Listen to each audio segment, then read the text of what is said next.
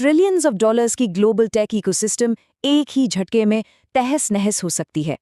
America की कांग्रेस में आया H-1B visa abuse act of 2026 सिर्फ एक कानून का बदलाव नहीं है।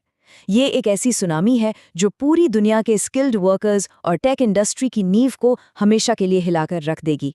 लेकिन क्या सच में अमेरिका अपने ही पैरों पर कुल्हाड़ी मार रहा है? आज हम इसी मुद्दे की तह तक जाएंगे। अब जरा इस नंबर पर ध्यान दीजिए, $1,00,000। ये किसी की सालाना सैलरी नहीं है। नए प्रस्ताव के हिसाब से अगर अब किसी अमेरिकी कंपनी को एक अकेला विदेशी वर्कर हायर करना है तो उन्हें सरकार को पूरे $1,00,000 की पेनल्टी देनी पड़ेगी। एक सिंगल एम्प्लॉय के लिए इतनी बड़ी फीस? इसका सीधा सा मतलब है विदेशी हायरिंग को पूरी तरह से क्रश कर देना।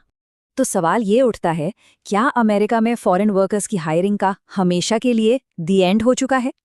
सिलिकॉन वैली जिस स्किल्ड टैलेंट के दम पर चलती है, क्या उसका वजूद कल खत्म हो जाएगा? ये बिल सिस्टम को ठीक करने के लिए नहीं, बल्कि उसे पूरी तरह रोकने के लिए डिजाइन किया गया है। और इसका पहला वार इतना खतरनाक है जिसकी शायद किसी ने कल्पना भी नहीं की थी।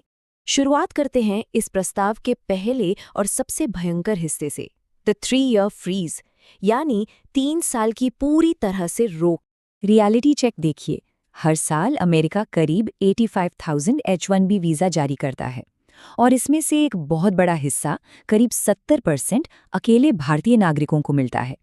सिर्फ बचा हुआ 30% बाकी पूरी दुनिया में बढ़ता है। तो अगर ये सिस्टम बंद हुआ तो सबसे बड़ा झटका कहाँ लगेगा?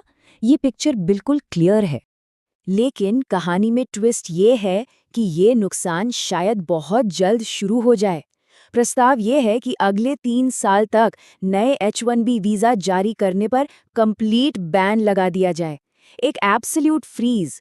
अमेरिका के अंदर कोई नई फॉरेन हायरिंग नहीं होगी। डेकेड से चल रहा इमिग्रेशन साइकिल एक सिंगल झटके में जीरो पर आ जाएगा। पर आखिर लॉ मेकर्स ऐसा कर क्यों रहे हैं? इसके पीछे काम कर रहा है नेशनलिस्ट इकोनॉमिक मॉडल। ये एक ऐसी अप्रोच है जिसका बेसिक फंडा है डोमेस्टिक जॉब्स को प्रोटेक्ट करना और लोकल वेजेस को बढ़ाना, चाहे इसके लिए ग्लोबल मार्केट से कट ऑफ ही क्यों ना होना पड़े। उनका एम बिल्कुल साफ है, कंपनीज को सस्ते फॉरेन लेबर से दूर करना और स्थानीय अमेरिकी नागरिकों को हायर करने पर मजबूर करना। पर रुकिए, 3 साल के बैन के बाद भी कोई राहत नहीं मिलने वाली। आगे आता है drastic quota and salary cuts, और यहाँ नंबर्स और भी शॉकिंग हैं। एक तरफ है आज का सिस्टम जहां 85,000 वीज़ा मिलते हैं लॉटरी बेस पर, जिनमें एवरेज सैलरी 60 से $1,20,000 के बीच होती है। नया बिल इस कैप को गिराकर सीधे 25,000 पर ले आएगा, एक मैसिव 70% ड्रॉप। और सैलरी फ्लोर वो सीधा बढ़ाकर $1.5 लाख से ऊपर कर दिया जाएगा। सिलेक्शन सिर्फ मेरिट और टॉप वेज पर होगा। सिंपल शब्दों में कहें तो अब अमेरिका में सिर्फ इलीट AI एक्सपर्ट्स और टॉप लेवल एग्जीक्यूटिव्स की ही एंट्री हो पाएगी। और रिस्ट्रिक्शंस यहाँ खत्म नहीं होते। अब हर कंपनी को एक strict labour market test pass करना होगा, ये प्रूव करने के लिए कि उन्हें इस जॉब के लिए पूरे अमेरिका में कोई सिटीजन नहीं मिला। BPO और कॉल सेंटर्स जैसे आउटसोर्सिंग मॉडल्स को पूरी तरह बैन करने की मांग है। और सबसे बड़ा झटका, पति पत्नी और बच्चों के वीजा पर पूरी तरह प्रतिबंध। ये रूल्स इस तरह से डिजाइन किए गए हैं कि लोग अप्लाई करने का ख्याल ही दिमाग से निकाल दें। और अब आती है इस पूरे बिल की सबसे खतरनाक कड़ी, द स्टूडेंट पाइपलाइन डिस्ट्रॉयड। ये प्रस्ताव सिर्फ करंट वर्कर्स का रास्ता नहीं रोक रहा, ये आने वाले फ्यूचर को ही मिटा रहा है। एक टिपिकल इंटरनेशनल स्टूडेंट का अमेरिकन ड्रीम कैसे काम करता है? पहले एक स्टूडेंट F1 स्टूडेंट वीजा पर आता है। पढ़ाई के बाद ऑप्शनल प्रैक्टिकल ट्रेनिंग यानी OPT के जरिए 1 से 3 साल का वर्क एक्सपीरियंस लेता है। फिर H-1B वीजा मिलता है और फाइनली परमानेंट ग्रीन कार्ड। हजारों लाखों स्टूडेंट्स इसी रास्ते पर चलकर US टेक इंडस्ट्री तक पहुंचते हैं। पर नया बिल इस पूरे रास्ते को हमेशा के लिए ब्लॉक कर देगा। प्रस्ताव ये है कि इस OPT सिस्टम को ही जड़ से खत्म कर दिया जाए। पढ़ाई पूरी होते ही तुरंत देश छोड़ो, मैंडेटरी एग्जिट। बिना उस वर्क एक्सपीरियंस के ग्रीन कार्ड तक पहुंचने की पूरी पाइपलाइन टूट जाएगी। H-1B अब परमानेंट रेजिडेंसी का पूल नहीं, सिर्फ और सिर्फ एक टेम्पररी लेबर वीजा बनकर रह जाएगा। इसका असर सिर्फ अमेरिका तक सीमित नहीं रहेगा। बात करते हैं इम्पैक्ट ऑन ग्लोबल IT की। ग्लोबल बिजनेस पर इसका असर कैसा होगा? बिजनेस के नजरिए से देखें तो सिचुएशन काफी टेंस है। TCS, इन्फोसिस और विप्रो जैसे IT जायंट्स के रेवेन्यू पर सीधा दबाव आएगा और उनके स्टॉक्स में ड्रॉप दिख सकता है। यूएस में ऑन साइट रोल्स की संख्या अचानक से गिर जाएगी। लेकिन हर बदलाव के दो पहलू होते हैं। एक तरफ अमेरिका में नौकरियां कम होंगी तो दूसरी तरफ भारत स्थित टेक सेंटर्स में ऑफशोर काम की डिमांड में एक जबरदस्त उछाल भी आ सकता है। और स्टूडेंट्स का क्या?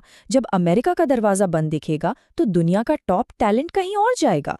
डेटा दिखाता है कि कनाडा, यूनाइटेड किंगडम और ऑस्ट्रेलिया इस मौके का पूरा फायदा उठाएंगे। अगर अमेरिकन यूनिवर्सिटीज टेक जॉब्स का डायरेक्ट गेटवे नहीं रहेंगी तो टॉप माइंड्स के लिए वहां आने का आकर्षण पूरी तरह खत्म हो जाएगा। लेकिन आर्थिक विशेषज्ञ एक बहुत बड़ा वार्निंग साइन दे रहे हैं। उनका मानना है कि अमेरिका का ये प्रोटेक्शनिस्ट मूव खुद अमेरिका को ही डुबा देगा। टेक और हेल्थ केयर में टैलेंट की ऐसी भारी कमी आएगी जिसे वो खुद पूरा नहीं कर पाएंगे। नए टैलेंट के बिना डोमेस्टिक इनोवेशन और R&D पूरी तरह क्रैश हो जाएंगे। और सबसे बड़ी बात, अमरीकी बिजनेसेस के लिए लेबर कॉस्ट इतना बढ़ जाएगा कि उसका सीधा नकारात्मक असर पूरी इकोनॉमी पर पड़ेगा। तो आखिर में सबसे बड़ा सवाल, क्या वाकई ऐसा होने वाला है? क्या ये कानून बनेगा?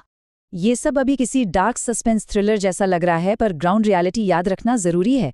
फिलहाल ये सिर्फ कांग्रेस में लाया गया एक बिल है। कानून बनने के लिए इसे हाउस और सेनेट दोनों जगह से पास होना होगा और फाइनल प्रेसिडेंशियल सिग्नेचर चाहिए होगा। ये एक बेहद लंबा और पॉलिटिकली चार्ज रास्ता है जहां बड़ी कंपनियों की तरफ से तगड़ी लॉबिंग होगी। इसलिए इस प्रस्ताव में बदलाव या सुधार की पूरी संभावना बची हुई है। फिर भी ये बिल एक बहुत बड़ी वार्निंग बेल जरूर है। जैसा कि एक्सपर्ट्स कह रहे हैं, ये ओपन स्किल्ड माइग्रेशन से टेम्पररी शटडाउन की तरफ एक मुकम्मल बदलाव का इशारा है।